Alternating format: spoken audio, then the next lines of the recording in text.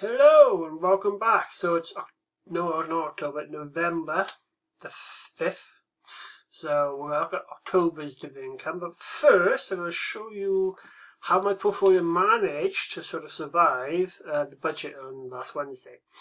Because this is the 2-year anniversary since my portfolio was last in the green, when that faithful mini budget caused all sorts of problems, and since then it's never ever been agreed. It's just got continually worse. So 9 o'clock on Wednesdays, we come over here. It was down 21.22%. It recovered then to about 19.7% down, and then end of the day then around about 21.3%. So it was actually up.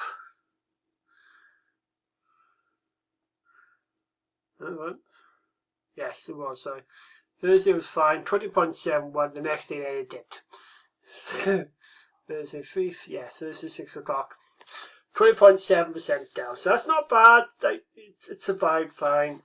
What's going to happen now with elections this week and next, I have no idea. But I did have a bit extra one surprise this week. Wasn't expected. Aberdeen had some bad news last week, maybe the beginning of the week, maybe towards the end of the week before, and basically it was to do with not that one. The assets, growth in assets under management, but on the administration side, that seemed to cause issues because it's generally considered not to be good. I mean, increase in assets is good, but if that's that the administration side of things has something to do with banks or the banks or whatever it was, does explain. That just seemed to cause some problems, and it's just generally gone up and down and we're down again. So that now seems to have, well, I thought it was going to go in the right direction because it was like only minus 10% down at one stage, minus 11 and that sort of stuff. I was between 11 to 10. It just collapsed. So it's down now about 18 to 17%, depending on what it was at the time. So yeah, not a lot I can do with that. See how it's here. Alright, so the stock was up. They want to show, it doesn't actually show what I was down, unfortunately. But yeah, that's with that point, that stock there, where we're there, I probably was about the just on the minus 10 points of mark, and down it went.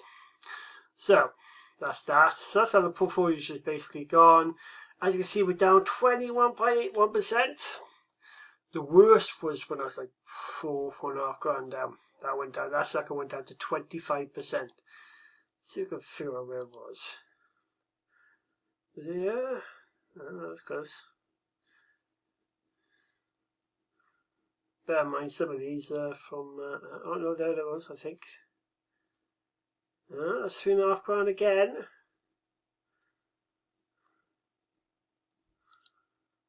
Oh, was it?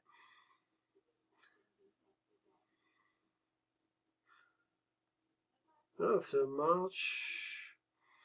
Ah, so I thought I'd close it at 4 down, and it was the thing.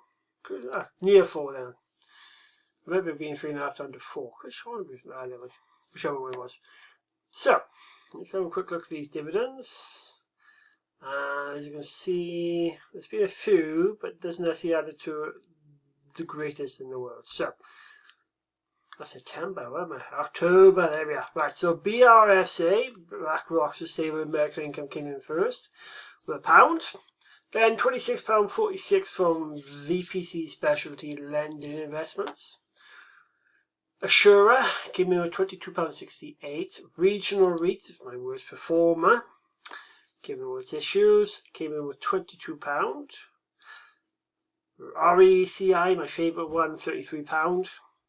Then I have a smattering of a few. Now, I don't know what I've done here. Well, for some reason, I got in my head, I couldn't figure out which of these two. What I was doing, I thought, right, if I get paid euros in one thing and dollars in another, maybe I should. I was trying to look for yields, best for the yields, program yields on them. If it's paying me in dollars, I should probably buy it in dollars. If it's paying in euros, I should probably buy it in euros. That was the thinking.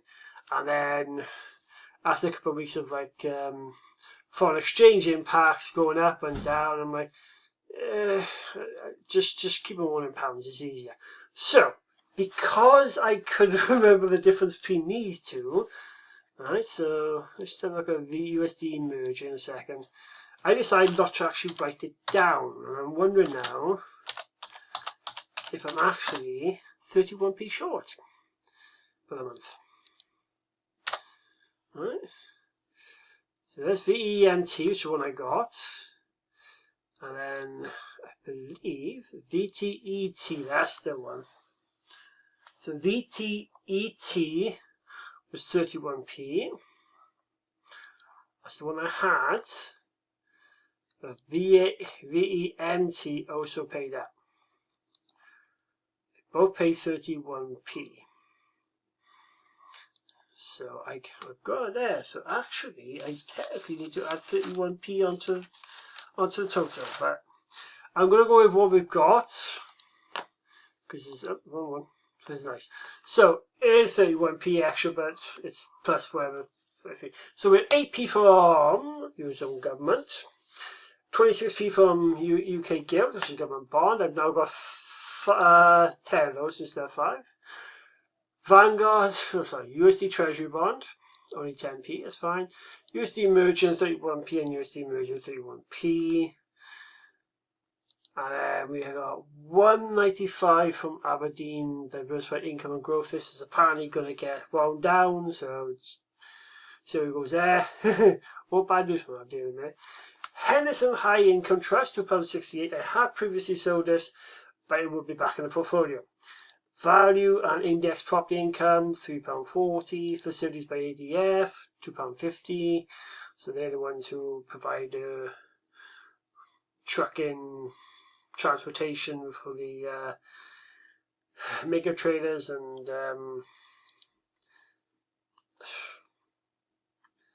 I think a couple of like residential trade, places for some of the. There's like 3 different ones they do. I can't remember. Office space and that sort of stuff. The traders basically for film sets, right? That's what they do. In particular Netflix, right? So then we had a surprise. £21.75 from Edison Property Investment Company return of capital after they sold their portfolio back in March. They said if there was any money left over that still need to be returned, they'd return towards the end of the year. And with a little over 2 months ago, I got a little something extra. So that is the last one from there. And this time it wasn't draw down on my capital gains like I did last time. £1,035 down. Anyway, PIMCO, your short-term £10, 2p. Lowland Investment Company, £1.60. And then finally, new in, 37 pence from PIMCO Sterling Short Maturity. That's any sterling priced or sterling valued bonds. That's what that is. That's £100, I think, mind. So it's £100 a unit, that one is. So, as you can see, that's total dividends, but that does include a fair bit of there's over £1,000 in capital gain, return of capital there. So we look at that. But for the month, I had, not including the 31p extra, £150 and 16 pence, which I'm pretty happy with. Then that brings us to a total. Actually, no, if you didn't include the return of capital, which is the interesting one, £128.41. Yes, that's not too bad, right? But that gives me a total with the return of capital of £1,034.40, or if you didn't include the return of capital, £1,012.65. I really should have it here, it's a little bit better. My angles are terrible on this thing, and you can tell I don't do videos professionally. So that is that for this month. Good luck for this month in terms of your investments or what we're doing, because it's going to be an interesting one with the US elections this time. and the fallout from that, and anything else that happens this month. It's all going to kick off. I'm sure it will. And as it appears to be for me, the continual draining of funds from the UK markets apparently continuing. 33 consecutive months at this point now, apparently, that there's just been continual drainage of apparently over £1 trillion is left last few years, like. So there we are. So something spooked him in 2021, and it just gradually kept. It's a funny though. Some ones have obviously done well, but yeah, it's just apparently consecutive 33 months of outflows from the UK stock markets. Interesting, that one. Right, on that bit of sour note, I will see you all next month. Good luck, and see you then.